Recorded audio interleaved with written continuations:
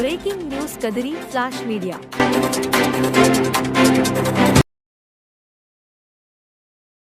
తెలియజేస్తాను.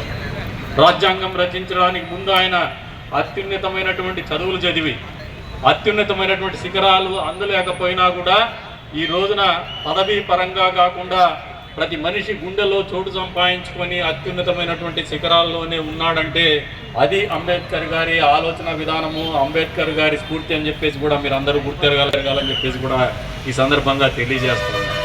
మీరు ఒకసారి గమనిస్తే, చరిత్రను గమనించిన అగ్రవర్ణాలకు చెందినటువంటి ఒక వ్యక్తి స్వాతంత్ర పోరాటాన్ని ముందుండి నడిపిస్తే, స్వాతంత్రం వచ్చిన తర్వాత మళ్ళీ అంతర్గతంగా మన స్వాతంత్రాన్ని అనుభవించేటువంటి పరిస్థితులు కల్పించినటువంటి వ్యక్తి ఎవరంటే, అణచివేత గురివేయబడినటువంటి వ్యక్తి, దళితులకు చెందినటువంటి ఆశాజ్యోతి, దళితులకు ఎప్పుడు కూడా మహోన్నతమైన శిఖరంగా కనపడేటువంటి డాక్టర్ బిఆర్ అంబేద్కర్ గారు అని చెప్పేసి కూడా ఈ సందర్భంగా తెలియజేస్తున్నారు.